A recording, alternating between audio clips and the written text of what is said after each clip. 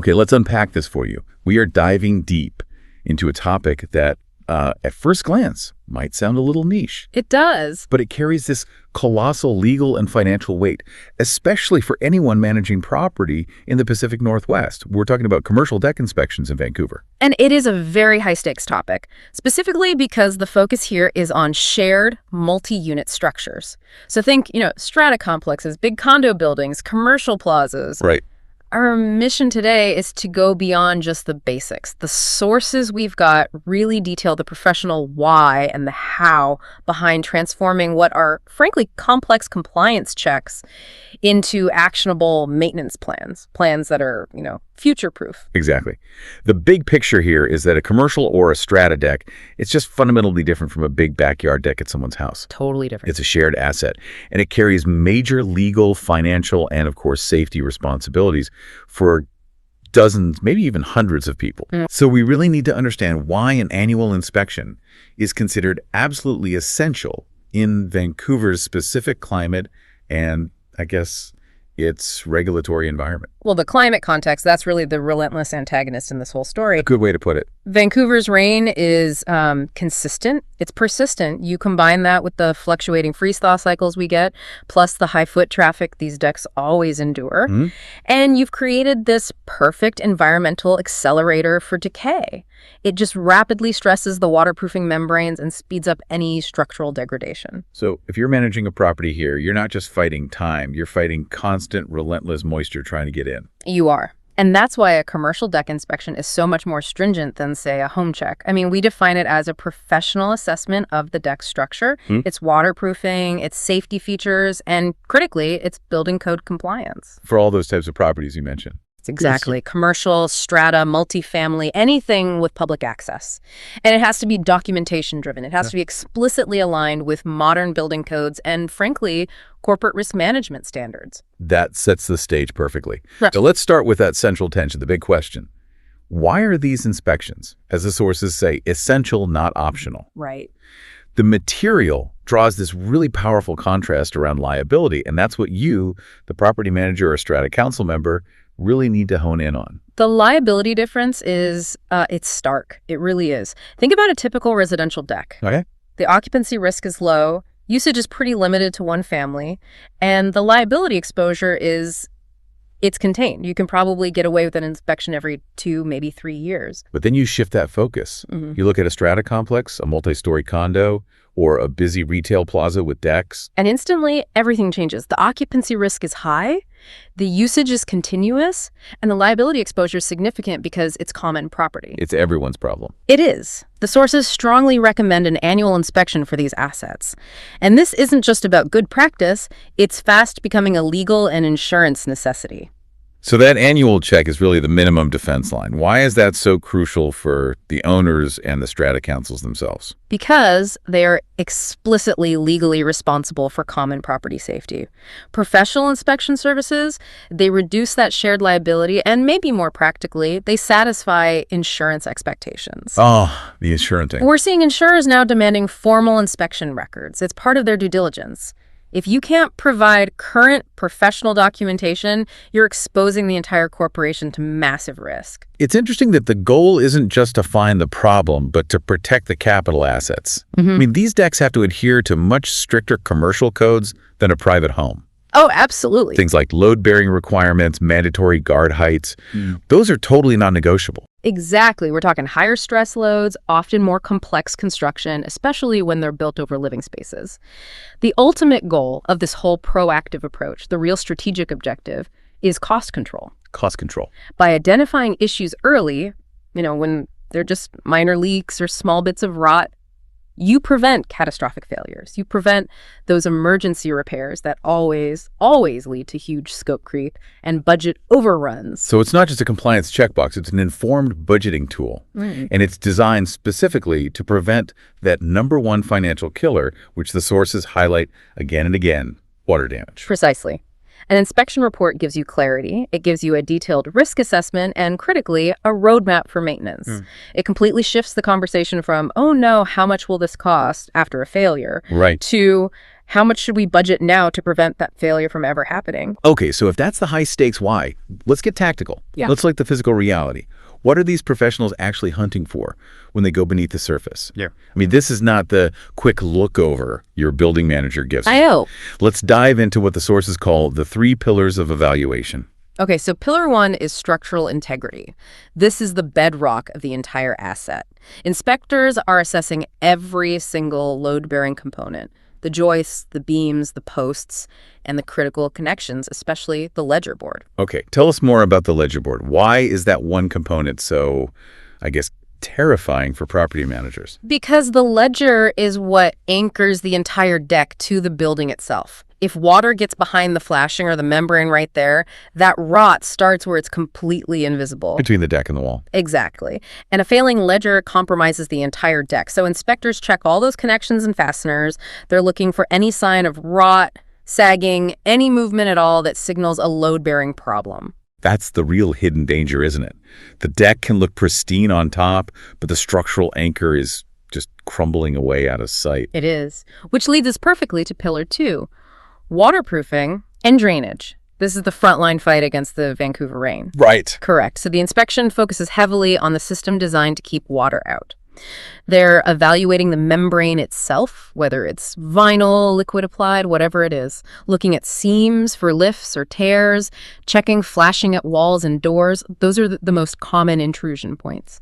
And a major point of failure is often the drainage system itself. Huge. Are we just talking about clogged drains? Yeah. Or is it something more complex? It's more complex. They check the drainage slope to make sure water is actually moving away from the structure. They check scuppers, those little openings in the wall, to see if they're working or if they're actually funneling water straight back into the building, which is catastrophic. Wow. And they specifically pinpoint any low spots, anywhere water might be ponding for hours or days after it rains. Ponding water guarantees membrane failure over time. So ponding water isn't just an inconvenience. It's basically an accelerated expiration date for the deck's entire life. Absolutely. Then you have the final component, pillar 3, which addresses the most immediate, glaring liability risks: safety and guard systems. And these checks are rapid fire, but critical. Extremely. What are the biggest compliance checks they're looking for here? Okay, so they check the mandatory guardrail height and spacing to make sure they meet current safety codes. But the most important element is the anchorage. How it's attached. How the guard is secured into the framing. They look for stability in glass or metal guards, corrosion on the fasteners, and proper handrails on stairs and ramps. I mean, the sources are crystal clear on this. A guard failure isn't just a repair issue. It creates immediate, actionable liability. Huge legal costs. Injury claims. The works. And beyond those 3 sort of visible pillars, you mentioned the hidden danger, the moisture and decay that's invisible until you test for it. This is really where the service pays for itself. The most serious issues, the beginnings of mold, deep structural rot, are almost always completely invisible from the surface. So what do? They use specific non-invasive tools, moisture meters mainly, and they target the most vulnerable areas: the seams, the edges, any penetrations like posts or vents. And this is really the AHA moment for our listener, right? That the inspection relies on technology, not just a visual check. How does that probing process work? They use the meter to find anomalous moisture readings deep in the wood or the substrate. And in very high-risk areas, like around posts or where that ledger board meets the building, they might probe the concealed framing to physically confirm its integrity. I see. This targeted testing helps quantify the risk level. Yeah. It stops you from tearing up a deck that's perfectly fine, but it also exposes one that looks fine, but is actually structurally compromised. Okay, let's move to the systematic process then. For a Strata council trying to justify this spending, consistency is everything. Let's walk through the 6 steps that turn these observations into, tangible, justifiable financial decisions. The systematic nature is key. It ensures nothing is missed and that the data is defensible. So, step 1 is the pre-inspection review.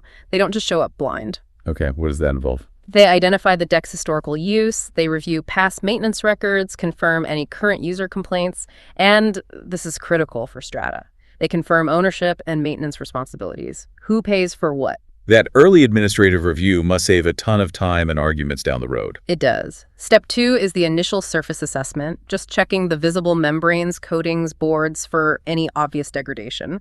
Step 3 is the deep structural evaluation. That's where they examine the framing, ledgers, posts, all the connectors we talked about, often getting underneath the deck if they can. And then we hit the really technical heart of the process. That's step 4, moisture testing.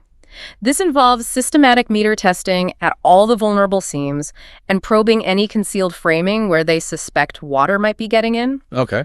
Step 5 is the safety and compliance review, confirming all guards, rails, stairs, access points are correctly anchored and meet current codes. And then the final output, step 6, the report and the recommendations. This is the product that turns all that raw data into an actual strategy. Exactly. The commercial inspection report is the single most important document for the owners, the Strata Council, and their insurers. It shifts property management from reactive chaos to proactive, predictable management. So if I'm a Strata manager and I get this report, what are the essential things I need to see in it? I don't just want a long laundry list of problems. No, you need structure and you need prioritization. A good report has to begin with an executive summary, a clear, top-level statement of the overall condition and risk level. Get right to the point. Get right to the point. And crucially, it has to include photo documentation of all the deficiencies, specific moisture readings with their precise locations, and clear safety and compliance notes. But the real strategic value, I'm guessing, is in the priority ranking. Absolutely. That ranking is what separates the immediate urgent safety concerns, like a guardrail that failed a load test, from the planned maintenance issues, like a minor membrane tear you can fix next quarter. Right. This allows repairs to be budgeted and scheduled efficiently, often during the best seasons, which extends the life of the waterproofing and just dramatically reduces overall life cycle costs. It gives you the paperwork you need to support your budget estimates for the next year's capital plan. Okay, let's talk brass tacks. Yeah. The cost. What does this all mean for the budget? Inspection costs are an expenditure, but the sources really frame them as an investment. They are, and they're minor when you compare them to the cost of a failure. The cost factors for an inspection include, the obvious things: total square footage and height, the number of individual decks or balconies. And accessibility, I'd imagine. And accessibility. Is this an easy walkout patio or a complex rooftop amenity deck that needs special access? And the level of testing required probably affects it too. Precisely. The type of waterproofing system, is it vinyl, is it tile over concrete? And the required depth of moisture and maybe even invasive testing will influence the final cost. But the financial argument is ironclad. Inspection costs are insignificant compared to the expense of unplanned structural repairs. And that scope creep you mentioned. And the inevitable scope creep that happens when you let a problem metastasize. We've seen in the sources that preventing just one single major water damage claim can often justify decades of inspection fees. Oh, without question. If we can identify a failing membrane or deep-seated rotting joists early, you avoid a full structural tear-off and rebuild down the line. That can easily run into 6, even 7 figures for a large strata complex. So let's talk about the common pitfalls. When these inspectors start probing, what are the most frequently identified problems, especially the water-related structural wear? Well, the problems typically fall into those 3 categories we talked about: water ingress, structural degradation, or safety compliance. The most frequent issues we see are failed vinyl membranes from age or traffic, internal rot in joists or beams, often right around those ledger connections. Weak spot. The weak spot. Loose or under-anchored guards that weren't installed right in the first place or have corroded over time, improper drainage slope that lets water sit, and surprisingly common corroded fasteners that just lose their structural integrity. And the critical lesson here is that these serious issues can exist for years before you ever see a single drop of water dripping into the unit below. Exactly. You don't see the rot until the inspector uses that meter or probes that high-risk area. That's why we rely on real-world experience. Mm-hmm. And the sources give us some very tangible, almost scary scenarios. Let's take the first one: hidden rot under the membrane. Right. Can you describe that scenario in a bit more detail? Yeah. So an amenity deck looked completely fine on the surface. The membrane looked intact, no obvious tears. But targeted moisture testing around a door threshold and the flashing revealed critically saturated joists right underneath. Wow. Had that been left untreated for another season or 2, that decay would have moved to the ledger board. And that would have required a full, immensely expensive emergency structural rebuild. We're talking displacing residents, costing hundreds of thousands. Early detection let them repair just the structural members and replace the membrane in a planned, controlled way. That really makes the risk tangible. Another scenario mentioned was loose guard anchorage. This is an immediate life safety risk. It is. A common deck had rails that seemed perfectly stable. You could shake them, they seemed fine. But when the inspector performed actual load checks, they discovered the concealed anchorage, the bolts connecting the rails to the structure, had suffered significant corrosion and failed the stability test. What happened then? They were addressed immediately. Reinforcement, replacement hardware, that prevented a catastrophic fall. That single intervention is a massive liability win for the corporation. And sometimes the fix is simple, but the avoidance is huge, like that drainage correction scenario. Exactly. The inspection identified that the drainage slope was just marginally insufficient. It was causing minor ponding after every heavy rain, which was leading to recurring minor leaks into the units below. A constant headache. A constant headache for everyone. A minor slope adjustment and a small membrane repair, identified and prioritized in the report, prevented years of ongoing damage claims, unit disruption, and frustration. These examples really show that professional assessments aren't an optional expense. They are an absolute necessity for protecting the asset. That brings us to the end as our deep dive. So let's recap the key takeaways for you. Okay. A professional commercial deck inspection is your strategic defense line. It protects safety and property value. It identifies those crucial hidden risks with systematic testing. And most importantly, it gives you a clear, priority-ranked report that guides effective, predictable maintenance. Ultimately, commercial decks in Vancouver are high-responsibility assets, and they demand proactive management. Treating that inspection report as a strategic financial and risk management tool, not just a code compliance checkbox, that's the difference between proactive care and facing extremely costly, unexpected emergencies. Regular assessment just reduces long-term risk and keeps your maintenance cycle predictable. It does. And our sources strongly recommend annual inspections, especially with the Vancouver climate. They also list the best times to schedule them: early spring for a post-winter damage assessment, or late summer and fall for pre-rain preparation. And of course, immediately after any water intrusion complaints. So, if the sources tell us timing is everything, here is our final provocative thought for you to consider. Does scheduling your annual inspection in the early spring, when you know maximum damage has likely occurred over the winter, automatically force you to prioritize high-cost emergency fixes? Or can you leverage a fall inspection to identify critical vulnerabilities and then move that preventative, less urgent work into the next year's planned budget cycle, turning a potential emergency into a manageable capital expense? The strategic timing is something you need to keep exploring based on